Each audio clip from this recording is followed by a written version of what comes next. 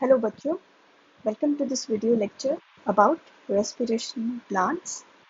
This is in continuation with the first video. In the first video, we discussed the glycolysis, and in this video, we will move forward the next step from glycolysis. तो start करते हैं.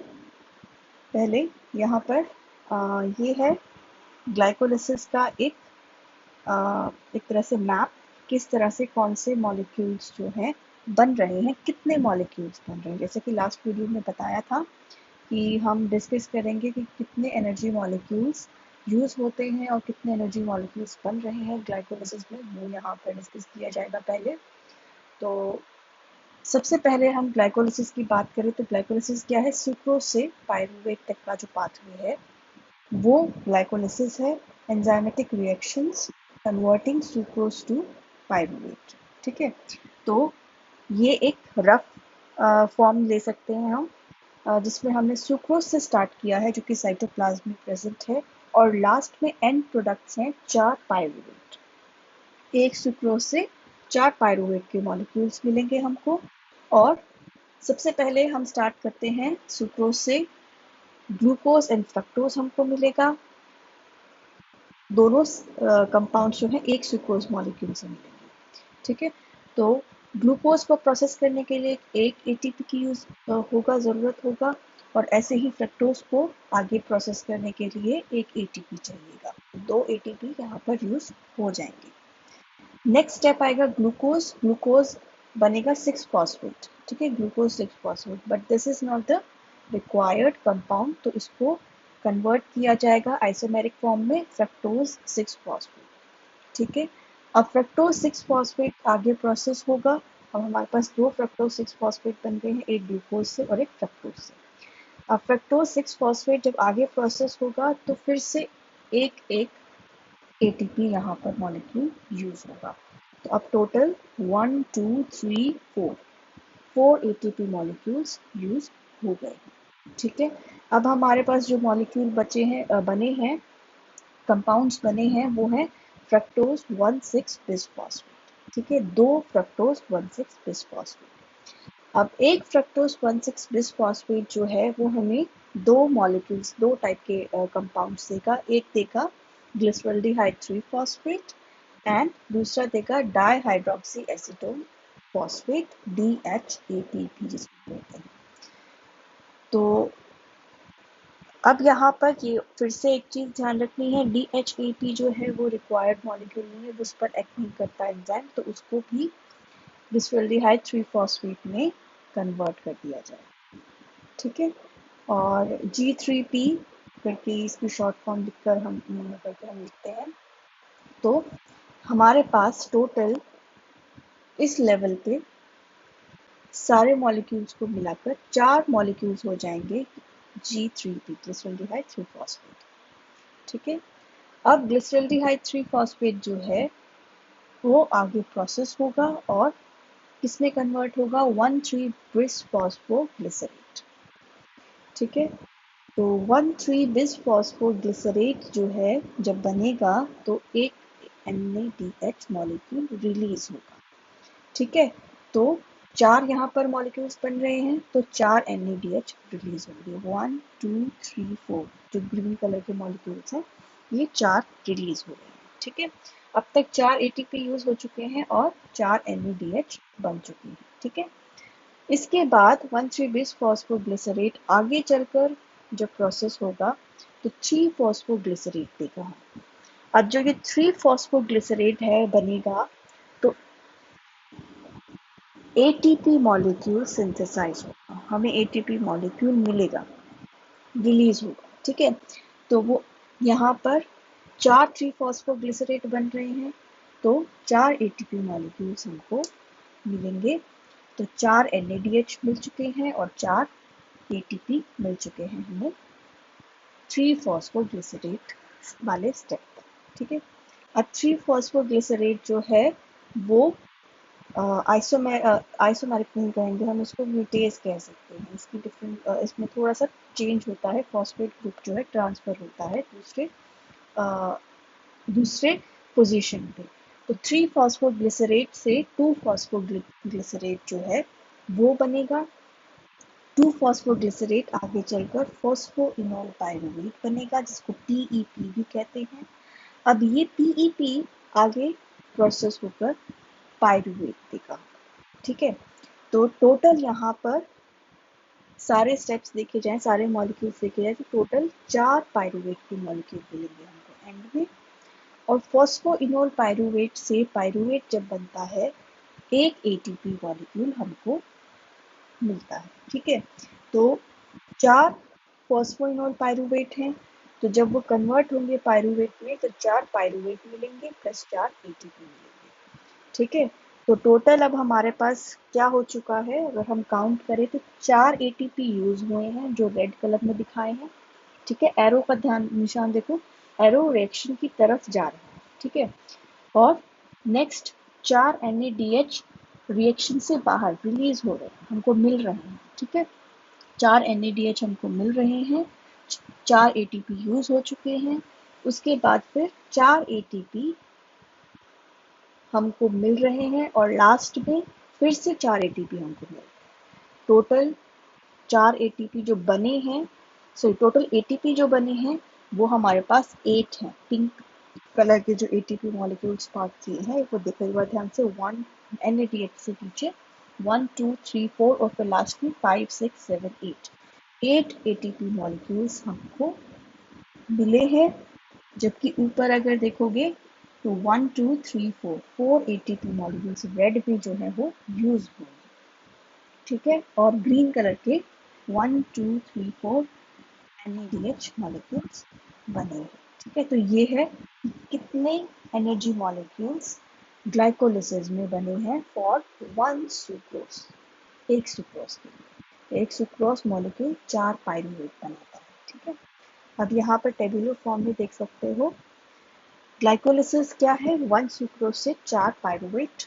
ठीक है, simple इसको define करना है तो it is an series of enzymatic reaction where one sucrose molecule will produce 4 pyruvate या फिर sucrose will form pyruvate। end product जो है glycolysis का वो pyruvate। अब टोटल ATP फॉर्म्ड कितने थे, 8। Total ATP used 4। तो नेट गेन कितना होगा, 8 माइनस 4, यानी 4 ATP का फायदा हमको हो गया। ठीक है, 4 यूज हो गए लेकिन 8 बने थे तो 4 का फायदा हमको हो गया, प्रॉफिट हो गया। ठीक है, 4 ATP नेट हमें एक तरह से प्रॉफिट है। और NADH कितने फॉर्म हुए हैं, 4 NADH, कहीं और यूज हुए नहीं है तो एज इट इज हमको 4 NADH। तो इसको देखा जाए तो 4 ATP मिले हैं हमको रिजल्ट में, नेट अगर काउंट करें और 4 ATP और 4 NADH। ठीक है, ये हमें। और अब साइटोसोलिक जो ATP फॉर्मेशन है या यील्ड है ग्लाइकोलिसिस में पर सुक्रोज, वो कैसे है, इसको इस तरह से भी देखा जा सकता है कुछ बुक्स में, या आगे चलकर जब हम बात करते हैं एनर्जी मॉलिक्यूल्स की तो इस लैंग्वेज में उसको डिस्क्राइब किया जाता है। Reaction for substrate level phosphorylation. Substrate level phosphorylation का मतलब ATP मॉलिक्यूल डायरेक्टली जो है वो यूज हो रहा है। ठीक है, ATP मॉलिक्यूल डायरेक्टली उसमें हमें बनकर मिल रहा है। सबस्ट्रेट मतलब सबस्ट्रेट जो रिएक्टेंट था वो डायरेक्टली इन्वॉल्व है इसमें, उसमें से फॉस्फेट ग्रुप जो है डायरेक्टली एडेनिन जो है उसके ऊपर ट्रांसफर होगा। ठीक है, डायरेक्ट सबस्ट्रेट से एडेनिन के ऊपर एनर्जी मॉलिक्यूल। तो वो वाले रिएक्शन 4 हैं, तो 4 ATP बन रहे हैं। नेट वाला 4 ऐसी नेट रिएक्शन है जो हमको 4 ATP दे रही है। ठीक है, और 4 NADH। अब NADH जो बन रहा है इसको हम सबस्ट्रेट लेवल फॉस्फोरिलेशन नहीं कहेंगे, क्योंकि यहाँ पर जो NADH बना है वो एज इट इज ATP में कन्वर्ट नहीं होता, वो माइटोकॉन्ड्रिया में जाता है, इलेक्ट्रॉन ट्रांसपोर्ट चेन में पार्ट लेता है और वहाँ पर जो ATP बनता है उसके लिए कंट्रीब्यूट करता है। ठीक है, तो वो डायरेक्टली एटीपी नहीं दे रहा, इनडायरेक्टली प्रोसेस होकर एटीपी देता है। NADH कन्वर्ट होता है एटीपी में। तो 4 NADH जो हैं वो एक NADH 1.5 एटीपी मॉलिक्यूल्स दे सकता है। तो 4 NADH कितने देंगे? 6 एटीपी के मॉलिक्यूल्स सिंथेसाइज करेंगे या उसमें हेल्प करेंगे। तो टोटल ग्लाइकोलिसिस में कितने एनर्जी मॉलिक्यूल्स हमको मिलेंगे? टोटल 10 एटीपी मॉलिक्यूल्स हमको मिलेंगे। ठीक है, NADH को भी हमने अगर एटीपी बनाने के लिए यूज किया तो टोटल हमारे पास 10 एटीपी मॉलिक्यूल बने। ठीक है, ये है ग्लाइकोलिसिस में कितने हमको एटीपी मिले। ठीक है, अब नेक्स्ट स्टार्ट करते हैं। यहाँ पर एक इससे रिलेटेड, ग्लाइकोलिसिस से रिलेटेड ही एक टॉपिक है, वो है पास्चर इफेक्ट। पास्चर इफेक्ट क्या है? ये इनहिबिटिंग इफेक्ट है ऑक्सीजन का on fermentation reaction of glycolysis. Glycolysis आगे कैसे मूव करती है? जैसे पायरूवेट हमारा बन गया हमारे पास, ठीक है, तो पायरूवेट बनने के बाद या तो वो एरोबिक रिएक्शन करेगी या एनारोबिक पाथवे जो है फॉलो करेगी। तो जब एनारोबिक रिएक्शन की यहाँ पे बात हो रही है तो ऑक्सीजन जो है वो एनारोबिक पाथवे फॉलो करने में इनहिबिट करता है ग्लाइकोलिसिस को। ये इफेक्ट पास्चर इफेक्ट कहा गया है। ठीक है, it is a sudden change from anaerobic pathway to aerobic pathway due to oxygen concentration. ठीक है, ऑक्सीजन कंसंट्रेशन की वजह से एनारोबिक से एरोबिक पाथवे में चेंज हो जाता है। This effect was first showed by Louis Pasteur in 1857 और उन्होंने क्या बताया कि aerating the yeast growth। ठीक है, अगर जहाँ पर एक हमने एक तरह से कंटेनर्स हैं उनमें हमने यीस्ट ग्रो किया है और उसको जब हम एरेट करेंगे यानी ऑक्सीजन एयर प्रोवाइड करेंगे, ऑक्सीजन प्रोवाइड करेंगे, तो yeast cell growth, yeast cell की ग्रोथ जो है वो इंक्रीज हो जाएगी, बट फर्मेंटेशन रेट डिक्रीज हो जाएगा। ठीक है, यीस्ट क्या करता है? एनारोबिक रिएक्शन करता है, ठीक है, और फर्मेंटेशन कॉज करता है। ठीक है, फर्मेंटेशन के लिए हम यीस्ट को ग्रो करते हैं। ठीक है, और फर्मेंटेशन बहुत सारे इंडस्ट्रियल एक ऐसे प्रोसेस में यूज होता है, अल्कोहल फॉर्मेशन में। ठीक है, और ब्रेड है और इन सब चीज़ों में फर्मेंटेशन जो है वो बहुत इंपॉर्टेंट रोल प्ले करता है। तो उन्होंने क्या ऑब्जर्व किया कि अगर हमने एरेशन या एयर प्रोवाइड की तो फर्मेंटेशन कम हो गई, रेट ऑफ फर्मेंटेशन डिक्रीज्ड, लेकिन यीस्ट की सेल ग्रोथ जो है या नंबर ऑफ सेल्स जो है वो इंक्रीज हो जाती है, उसकी ग्रोथ इंक्रीज हो जाती है।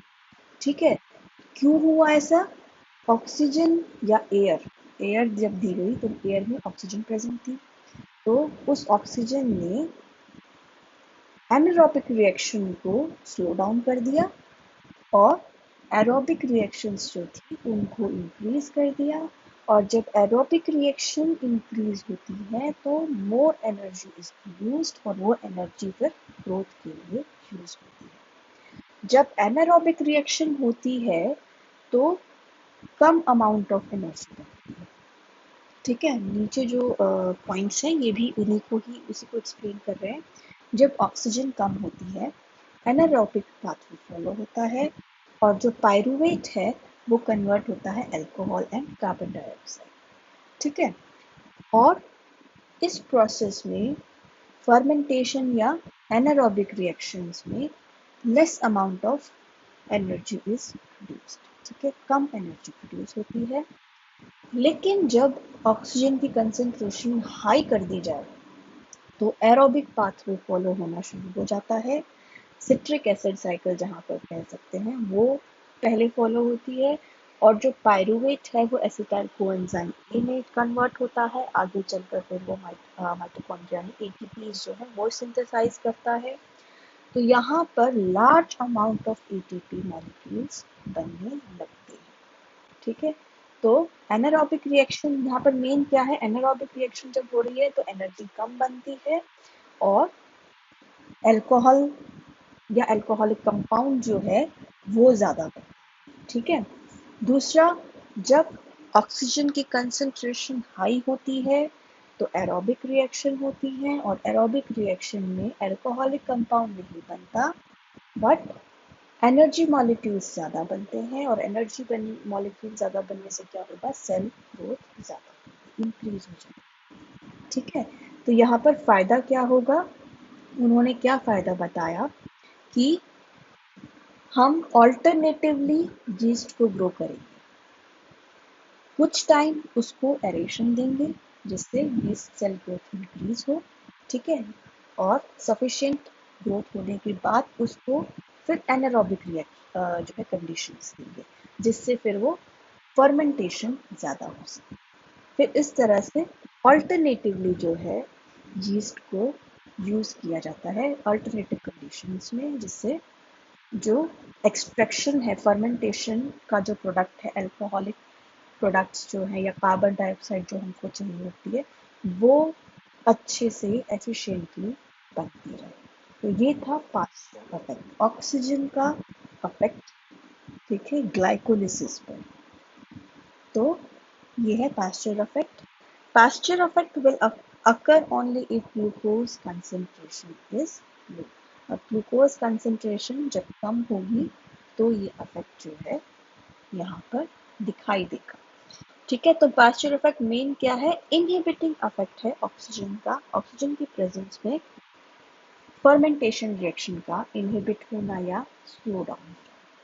ठीक है, ये है मेन पास्चर इफेक्ट। अगर ना समझ में आए तो पूछ लेना व्हाट्सएप ग्रुप में। ठीक है, अब लास्ट में एक पॉइंट है फैक्टर्स रेगुलेटिंग ग्लाइकोलिसिस। ग्लाइकोलिसिस को कौन से फैक्टर्स जो है इस पाथवे को रेगुलेट करते हैं।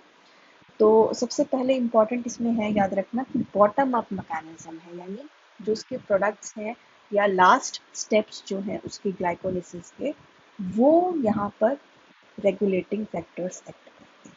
स्टार्टिंग के जो प्रोडक्ट्स, स्टार्टिंग के जो इंटरमीडिएट्स हैं या स्टार्टिंग के जो कंपाउंड्स हैं वो यहाँ पर उसको रेगुलेट नहीं करते। रिएक्शन के या पाथवे के एंड में जो हमारे पास कंपाउंड्स बनते हैं वो रेगुलेटिंग, उनकी कंसेंट्रेशन इम्पॉर्टेंट है। तो नीचे से ऊपर की तरफ जा रहा है रेगुलेशन, ऊपर से नीचे की तरफ नहीं होता। एनिमल्स में जो रेगुलेशन होता है वो ज़्यादातर टॉप टू बॉटम होता है, प्लांट्स में जो रेगुलेशन होता है वो बॉटम अप होता है, यानी जो लास्ट वाले प्रोडक्ट्स हैं वो इम्पॉर्टेंट रोल प्ले करते हैं पूरे पाथवे को कंट्रोल करने के।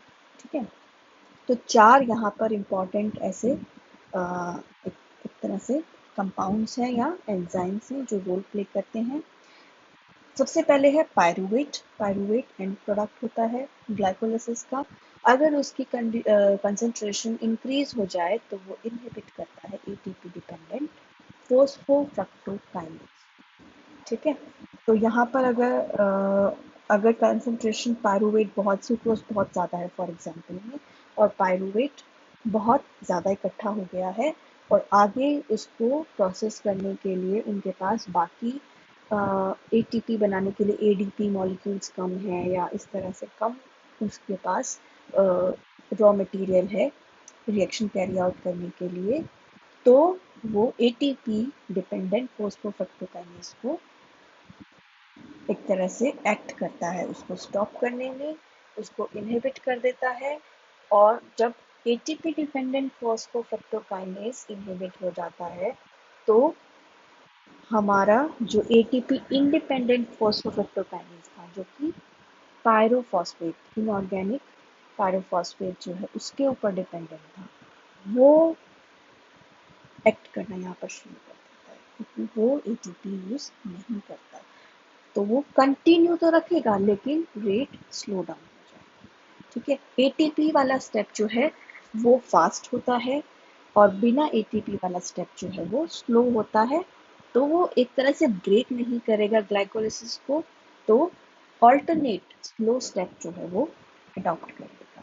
तो यहाँ पर आप देख सकते हो कि ऑल्टरनेट पाथवेज या डिफरेंट पाथवेज होना एक ही स्टेप के लिए, एक ही कंपाउंड के लिए कितना इम्पॉर्टेंट होता है। अगर कोई भी कंसंट्रेशन किसी एक चीज़ की ज़्यादा हो जाती है, किसी एक चीज़ की कम हो जाती है, तो हम उस वक्त ऑल्टरनेट पाथवेज जो है यूज़ कर सकते हैं, ताकि कोई भी चीज़ बिल्कुल कंप्लीटली शट डाउन ना हो। ठीक है, तो अगर कोई चीज़ बहुत ज़्यादा बन गई है तो फास्टर पाथवे स्टॉप हो जाएगा, स्लोअर पाथवे जो है वो चलता रहेगा।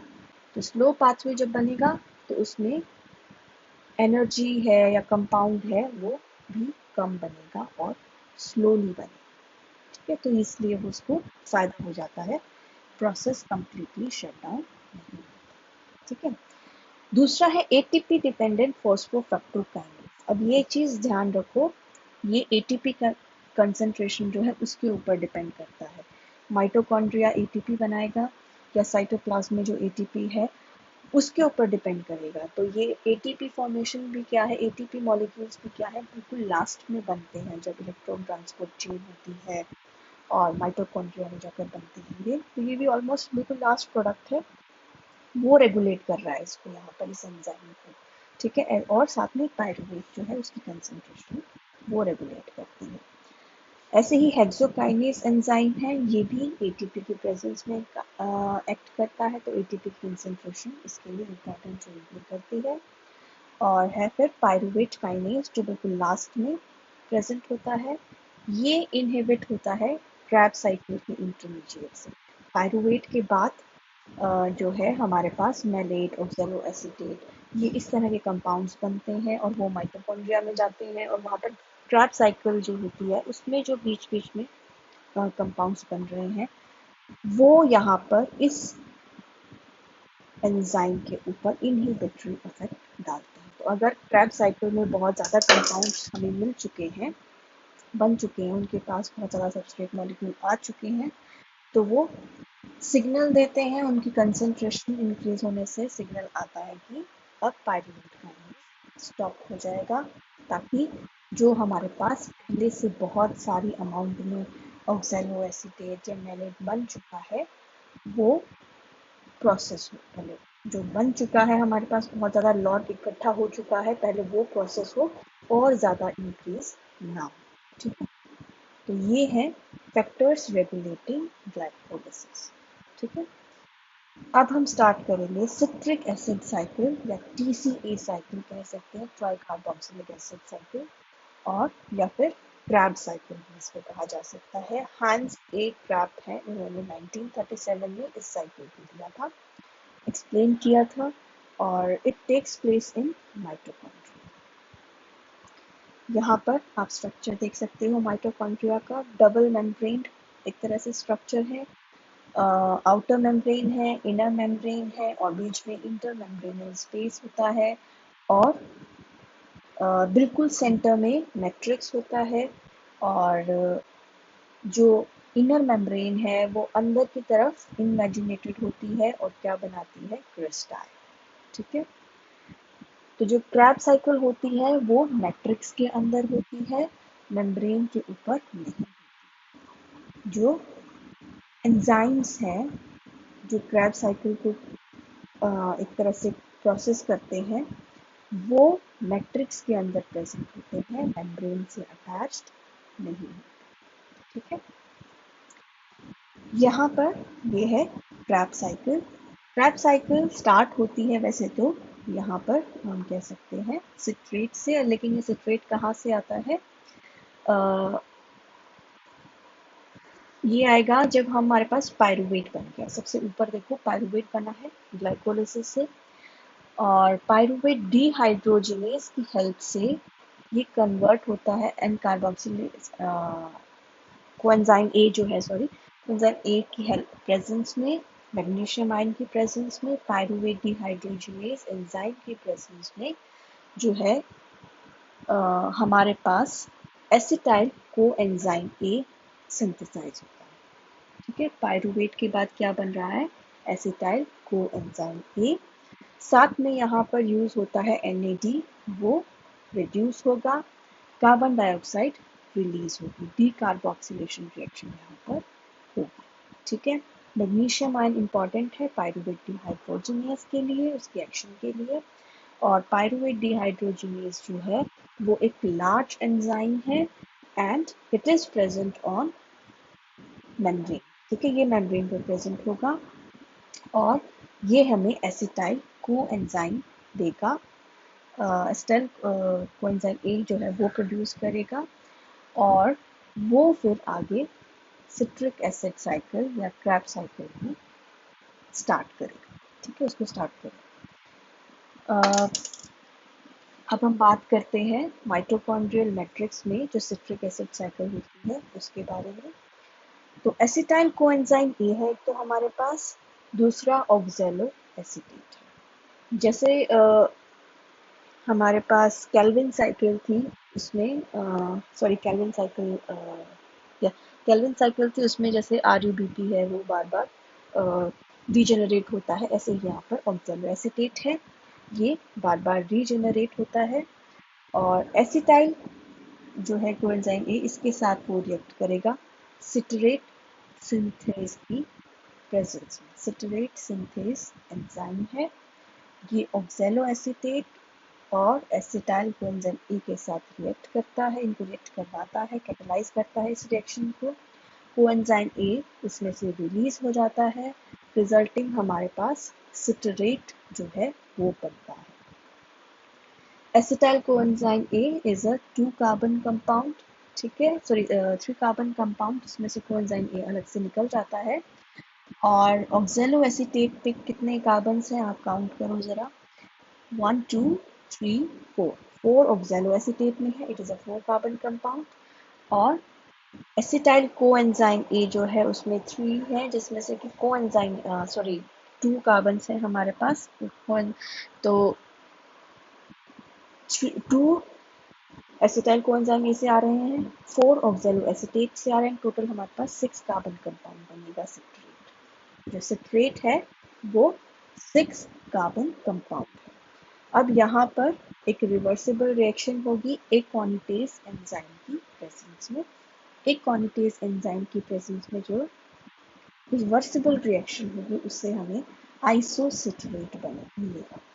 ठीक है, तो आइसोसिट्रेट आगे चलकर फिर आइसोसिट्रेट डिहाइड्रोजिनेज एंजाइम इसके ऊपर एक्ट करेगा और ये कन्वर्ट हो जाएगा 2 ऑक्सो ग्लूटारेट में। जब ये कन्वर्ट होगा तो एक कार्बन डाइऑक्साइड का मॉलिक्यूल रिलीज होगा और एक NADH फॉर्म होगा। ठीक है, रिड्यूस होगा। तो टोटल अब हमारे पास 2 कार्बन डाइऑक्साइड जो मॉलिक्यूल्स हैं वो रिलीज हो चुके हैं, फर्स्ट पायरुवेट डिहाइड्रोजिनेज में और सेकेंड आइसोसिट्रेट से 2 ऑक्सोग्लूटारेट बना। अब ये चीज़ ध्यान रखो, 2 ऑक्सोग्लूटारेट जो है वो उसको कुछ जगह अल्फा कीटो ग्लूटारेट भी कहा जाता है, तो वो सेम है। ठीक है, वो डिफरेंट नहीं है। अब 2 ऑक्सोग्लूटारेट जो है वो कन्वर्ट होता है सक्सिनाइल कोएंजाइम ए में, किसकी प्रेजेंस में, एक तो कोएंजाइम ए, ठीक है, और दूसरा NAD जो है वो रिड्यूस हो जाएगा NADH में, कार्बन डाइऑक्साइड रिलीज होगा और ये सब कौन करेगा, 2 ऑक्सोग्लूटारेट डिहाइड्रोजिनेज एंजाइम इस रिएक्शन को कैटेलाइज करेगा। ठीक है, तो थर्ड कार्बन डाइऑक्साइड हमारे पास यहाँ पर रिलीज हो चुका है। अब क्या होगा, सक्सिनाइल कोएंजाइम ए जो है वो सक्सिनेट में कन्वर्ट होगा in the presence of succinyl coenzyme A synthetase. Coenzyme A remove हो जाएगा, एक वाटर मॉलिक्यूल यूज होगा यहाँ पर, ADP से ATP फॉर्म होगा। ठीक है, तो यहाँ पर एक ATP फॉर्मेशन हमें दिखेगा। ठीक है, दूसरा सक्सिनेट नेक्स्ट अब सक्सिनेट जो है वो रिवर्सिबल रिएक्शन फॉलो करेगा और फ्यूमेरेट में कन्वर्ट होगा, रिवर्सिबल। ठीक है, इस स्टेप को कैटेलाइज करेगा सक्सिनेट डिहाइड्रोजिनेज।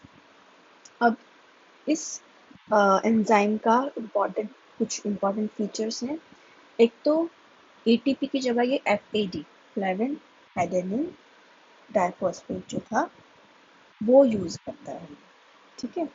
और एफएडी यूज करेगा तो FADH2 जो है वो बनेगा हमारे पास, ठीक है। और दूसरा इसका इम्पॉर्टेंट फीचर ये है एंजाइम का कि ये मेम्ब्रेन बाउंड होता है। पूरी क्रैब साइकिल में जितने भी एंजाइम हैं, सिट्रेट सिंथेज से लेकर मैलेट डिहाइड्रोजिनेज तक पूरी साइकिल, सिर्फ साइकिल की बात कर रही हूँ, पायरुवेट वाला जो है उसकी बात नहीं कर रही, ठीक है। प्रॉपर साइकिल जो है उसमें जितने भी एंजाइम्स हैं उनमें से सक्सिनेट डिहाइड्रोजिनेज ऐसा एंजाइम है जो मेम्ब्रेन से अटैच्ड होता है। बाकी पूरी साइकिल जो है वो मैट्रिक्स में होती है, उसके एंजाइम्स भी सारे मैट्रिक्स में ही प्रेजेंट रहते हैं, मेम्ब्रेन से अटैच्ड नहीं होते। सिर्फ सक्सीनेट जो है वो मेम्ब्रेन से अटैच्ड होता है। क्यों अटैच्ड होता है? ताकि वो आगे जो इलेक्ट्रॉन ट्रांसपोर्ट चेन होती है या सिस्टम होता है जो फॉलो होता है जिससे एटीपी बनता है बाद में लास्ट में, उसका एक पार्ट है, ठीक है। अब नेक्स्ट है फ्यूमरेट। फ्यूमरेट कन्वर्ट होगा मैलेट में in the presence of enzyme fumarase. Again one water molecule जो है वो यूज होगा यहाँ पर। मैलेट जो है अब नेक्स्ट ऑक्जेलो एसीटेट में कन्वर्ट होगा और ऑक्जेलो एसीटेट हमारे पास दोबारा से रीजेनरेट हो जाएगा नेक्स्ट साइकिल को प्रोसीड करने, नेक्स्ट साइकिल जो है। और यहाँ पर मैलेट डिहाइड्रोजिनेज जो है वो एंजाइम यूज होगा और NADH जो है हमें यहाँ पर मिलेगा, NAD जो है वो रिड्यूस होकर NADH मिलेगा, ठीक है। तो this was about the basic cycle जो है, मेन जो साइकिल है उसके स्टेप्स जो है ये है। अब यहाँ पर कुछ इंपॉर्टेंट पॉइंट्स नोट करने वाले हैं। एक तो मैलेट। मैलेट जो है प्लांट्स का जो माइटोकॉन्ड्रिया है उस पे एक एंजाइम होता है मैलिक एंजाइम, ठीक है। ये मैलिक एंजाइम क्या कर सकता है, मैलेट को पायरुवेट में कन्वर्ट कर सकता है, ठीक है। तो यहाँ पर दो चीज हो सकती है, दो स्टेप्स हो सकते हैं, या तो मैलेट ऑक्जेलो एसीटेट में कन्वर्ट हो जाए या मैलेट पायरुवेट में कन्वर्ट हो जाए, ठीक है। NADH दोनों में बनेगा। जब पायरुवेट बनेगा तो एक कार्बन डाइऑक्साइड रिलीज होगी, ऑक्जेलो एसीटेट में कार्बन डाइऑक्साइड रिलीज नहीं होती, ठीक है।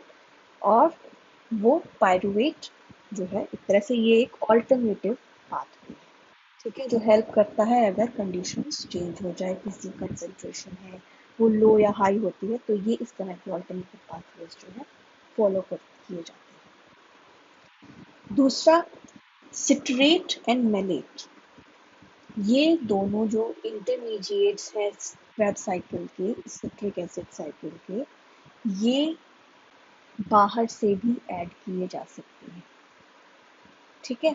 साइटोप्लाज्म जो है वहां से सिट्रेट ऐड हो सकता है। दूसरा मैलेट जो है वो भी साइटोप्लाज्म से ऐड हो सकता है माइटोकॉन्ड्रिया के अंदर सिट्रिक एसिड साइकिल के अंदर, ठीक है। जब बहुत ज़्यादा एनर्जी मॉलिक्यूल्स की ज़रूरत होगी तो ये स्टेप जो है फॉलो हो सकता है।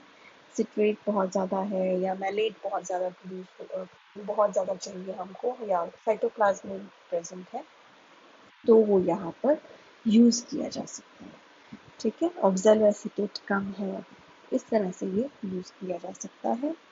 इस वजह से प्लांट्स के वैक्यूल जो होते हैं वो मैलेट को बहुत ज़्यादा अमाउंट में स्टोर करके रखते हैं, क्योंकि मैलेट एक ऐसा कंपाउंड है जो बहुत सारे प्रोसेसेस में हेल्प करता है प्लांट, ठीक है। अब ये जो स्टेप है या ये फीचर जो है इसको कहा जाता है एनाप्लेरोटिक पाथवे। एनाप्लेरोटिक पाथवे का मतलब है ये वो रिएक्शंस होती हैं या वो पाथवे होता है जिसमें जो साइकिल है या प्रोसेस जो है वो अपनी इंटरमीडिएट्स जो है उसको रिप्लेनिश कर सकता है, सफिशिएंटली इंटरमीडिएट्स जो है वो ऐड कर सकता है किसी और सोर्स से। ठीक है, यूजुअली सिट्रिक एसिड साइकिल के लिए सोर्स कहाँ से आ रहा है? पायरुवेट से।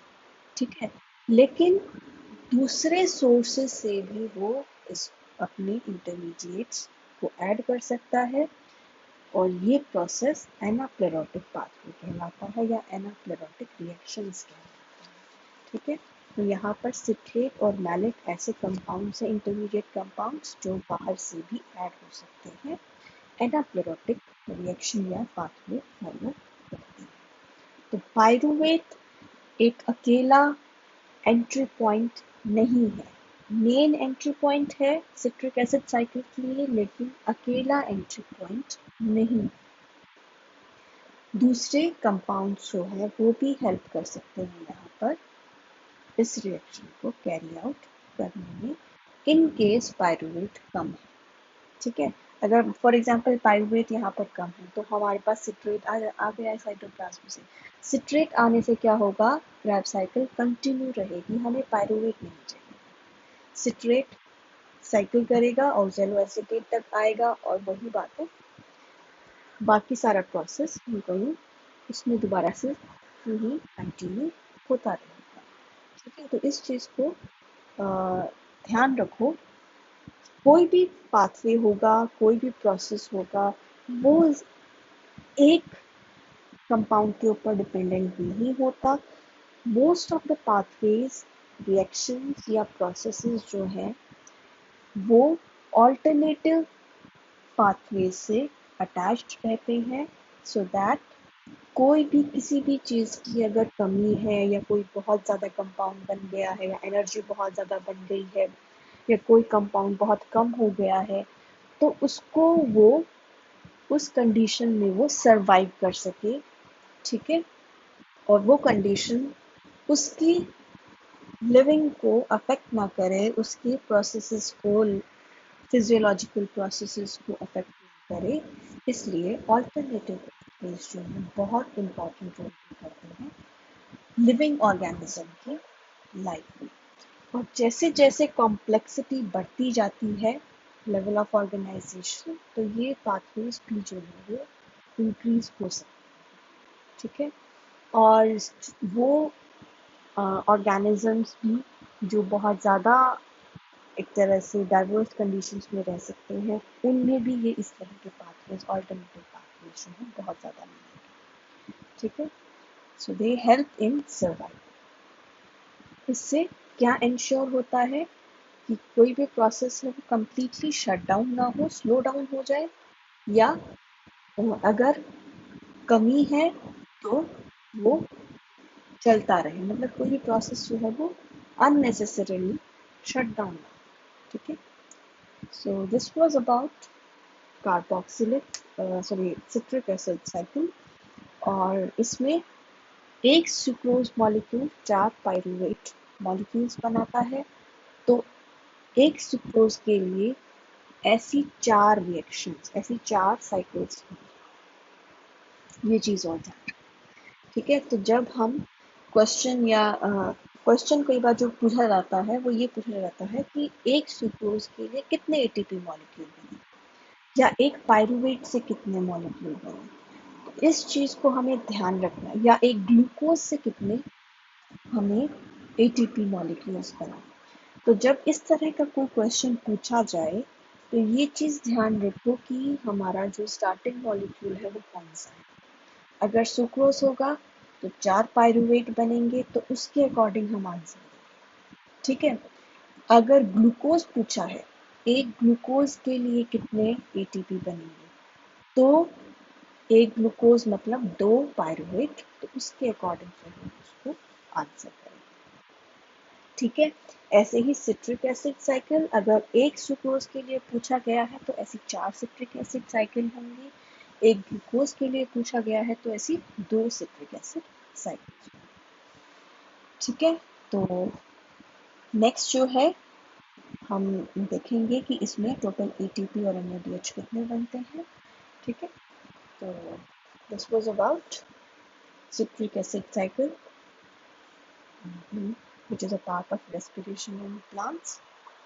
ओके देन, कोई चीज़ ना समझ में आए तो व्हाट्सएप ग्रुप पे पूछ लेना, और इस चीज़ का ध्यान रखो, ये स्टेप्स तुमको बार बार खुद ड्रॉ करने पड़ेंगे, और खुद ड्रॉ करोगे तो ही ये चीज़ याद होगी, स्टेप्स याद होंगे, वरना याद नहीं होंगे। तो इनको बार बार प्रैक्टिस करो, और ये चीज़ ध्यान रखो कि क्वेश्चन जो पूछा गया है उसमें जो मॉलिक्यूल मेंशन है वो कौन सा है। कई बार ये बच्चे इस तरह का डाउट लेकर आते हैं कि मैम इसमें तो इस बुक में लिखा है कि इतने एटीपी मॉलिक्यूल्स बन रहे हैं, बल्कि लेकिन आपने कहा इतने बन रहे हैं। तो वो क्या करते हैं, वो ये नहीं देखते कि किस मॉलिक्यूल के लिए बोला गया है। वो सुक्रोज के लिए बोला गया है, या पायरुवेट के लिए बोला गया है, या ग्लूकोज के लिए बोला गया है। तो ये चीज़ हमको ध्यान रखनी है कि पहले हम प्रॉपरली उसको पढ़ें, ध्यान से समझें कि लिखा क्या गया है। ठीक है, तो उसके अकॉर्डिंग जो है इसको प्रोसेस करना पड़ेगा हमको, इस जो इन्फॉर्मेशन को जो है प्रोसेस करना पड़ेगा।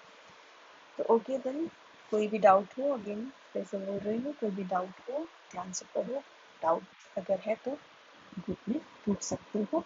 इम्पॉर्टेंट टॉपिक्स हैं ये, और तुमको बेशक अब ऐसा लगे कि इतने इम्पोर्टेंट नहीं लग रहे, या एग्जाम में थोड़े कम क्वेश्चन आ सकते हैं, या सारे क्वेश्चन इसमें से नहीं आते, आगे चलकर जो कॉम्पिटिटिव एग्जाम होते हैं उनमें इसी से क्वेश्चन आते हैं।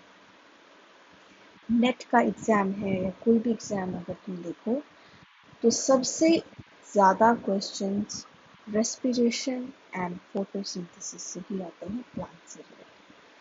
अगर अभी इन चीज़ों को ध्यान से सुन लोगे, पढ़ लोगे तो ठीक रहेगा, और अगर अभी इन चीज़ों को तुमने ध्यान से नहीं पढ़ा तो फिर आगे चलकर बहुत मुश्किल होगी इनको समझने में, फिर दिक्कत हो जाएगी। ठीक है, तो अभी से इनको थोड़ा सा ध्यान से पढ़ो, बहुत इम्पॉर्टेंट है ये आगे कॉम्पिटिटिव पॉइंट ऑफ व्यू से। इन क्वेश्चन से ही सारे मार्क्स बनते हैं, मेरिट बनती है। ठीक है, तो कोई भी डाउट हो ज़रूर पूछो, क्वेश्चन में कोई भी स्टेप ना समझ में आए, कोई एंजाइम या कुछ भी ना समझ में आए तो वो पूछना।